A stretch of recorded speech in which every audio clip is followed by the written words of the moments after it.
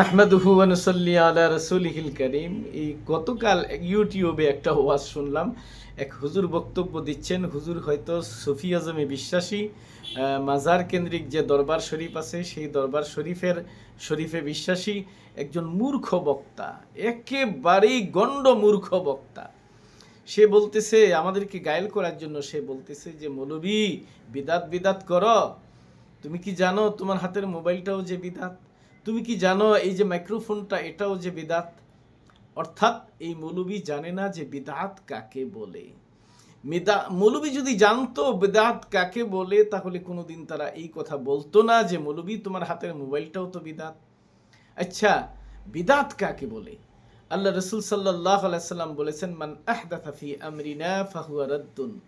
অর্থাৎ যে ব্যক্তি নতুন কিছু সৃষ্টি করবে, ফি আমরিনা আই ফি ইবাদাতিনা, আমাদের ইবাদতের মধ্যে, আমরা যে আল্লাহর ইবাদত করি, আল্লাহ পাকের ইবাদত করি, এই ইবাদতের মধ্যে নতুন কিছু সৃষ্টি করবে, ফাহুয়া রাদ্দুন, অর্থাৎ সেগুলো পরিত্যাজ্য।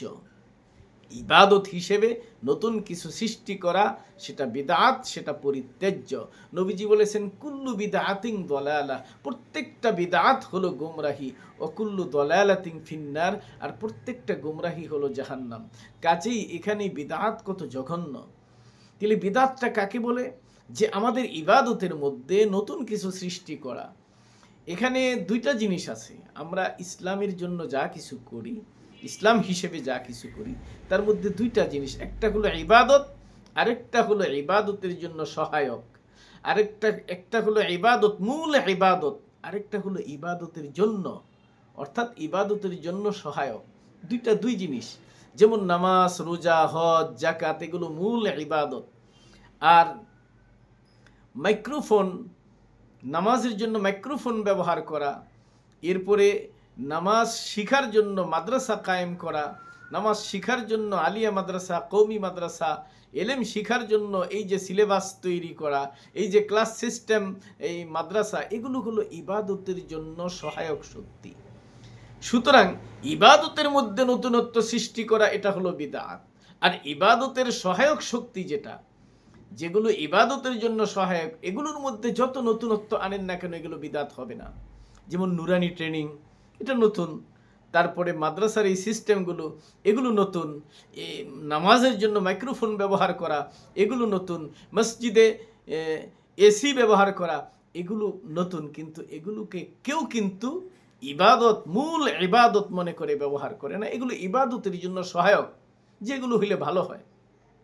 ঠিক তেমনি ভাবে করে দুনিয়াতে জীবন যাপন করার জন্য, সাধারণ জীবন যাপন করার জন্য আমরা যা কিছু তৈরি করি বা যা কিছু সৃষ্টি করি আমাদের জন্য, যেগুলো কল্যাণকর, এরকম হাজারটা জিনিস তৈরি হইতেছে, এগুলো একটাও বিদআত না।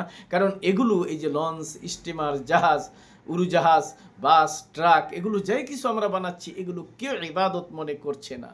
এটা ইবাদত হিসাবে কেউ ব্যবহার করছে না।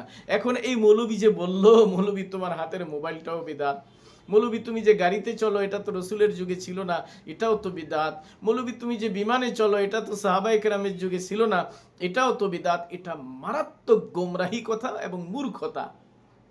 এরকম আমি অনেক সুফিজমে বিশ্বাসী, এই মাজার কেন্দ্রিক যারা নাকি আপনার বড় বড় দরবার সাজায়া বইছে, এতে বিশ্বাসী, এরা গণ্ড মূর্খ।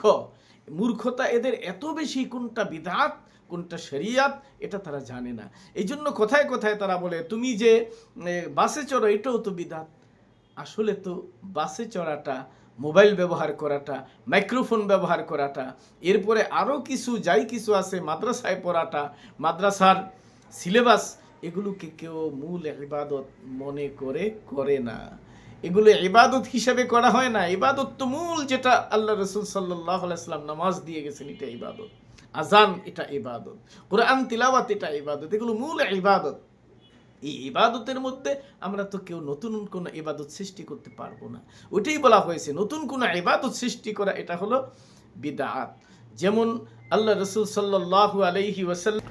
তবে আমাদের সমাজে যে মিলাদ শরীফ মিলাদ পড়ে, যেমন আমরা দাঁড়াই ইয়া নবী সালামু আলাইকা পড়ি, নবীজিকে সালাম দিয়ে এভাবে মিলাদ পড়া, এটা নবীজি নির্দেশ দেননি এবং সাহাবায়ে কেরাম কেউ এভাবে চারদিকে দাঁড়ায় নবীজিকে মাঝখানে বসায়া ইয়া নবী সালামু আলাইকা পড়ছেন, এ ধরনের কোনো ইবাদত সাহাবায়ে কেরাম করেননি, তাবেঈন করেননি।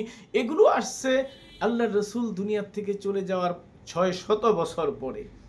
প্রশ্ন হলো ৬০০ বছর পরে যিনি এটা পড়লেন তিনি কি নবী ছিলেন? তার কাছে কি ওহী আসছে? তিনি কিভাবে এই বিধানটা দিলেন? আল্লাহ রসুল ছাড়া এবং আল্লাহ ছাড়া ইসলামের বিধান দেওয়ার ক্ষমতা তো কারোর নাই, সামান্য নাই, বিন্দু মাত্র নাই। কোনো ইবাদত সৃষ্টি করা কাউকে অধিকার দেওয়া হয় নাই। আপনি একজন হুজুর হতে পারেন, ইসলাম স্কলার হতে পারেন, বা কোনো নিজেকে পীর বুজুর্গ বলে দাবি করতে পারেন, যদিও পীর বুজুর্গ এই শব্দগুলো একেবারেই নিছক বোকামি ভণ্ডামি ছাড়া আর কিছু না। কারণ এটা কে কতটুকুন ফজিলতওয়ালা এটা আল্লাহ ছাড়া কারো জানার কথা না। ওনারা অনেকে দাবি করে যে আমরা আল্লাহর ওলি, আমাদের মধ্যে অনেক আল্লাহর ওলি আছে। আরে তুমি আল্লাহর ওলি না শয়তানের ওলি, এটা কিভাবে বুঝবো আমি? একজন ভণ্ড আরেকজন ভণ্ডকে তো অলি মনে, এই যে দুশ্মন মনে করে, সেখানে তো কেউ কাউকে অলি বলে দাবি করার কোনো কিছু নাই। সুতরাং এ ধরনের দাবি করা এটাও মূর্খতা। সুতরাং এই যে মিলাদ আমরা যেটা দাঁড়ায় দাঁড়ায় পড়ি, এটা বিদআত। কারণ এটা নবীজির যুগে ছিল না, সাহাবায়ে কেরাম করেননি। যদ্দুরুন এটা নতুন একটা জিনিস সৃষ্টি করা হয়েছে, যেটাকে ইবাদত মনে করা হয় এবং সওয়াব মনে করা হয়। আল্লাহ সুবহানাহু ওয়া তাআলা আমাদেরকে বিদআত বুঝার তৌফিক দান করুক। আর এক শ্রেণীর গুমরাহ ভণ্ডদের এসব আলোচনা থেকে আল্লাহ গোটা জাতিকে হেফাজত করুন। আমিন। ওয়া আখির দাওয়ানা আলহামদুলিল্লাহি রাব্বিল আলামিন। আসসালামু আলাইকুম ওয়া রাহমাতুল্লাহ।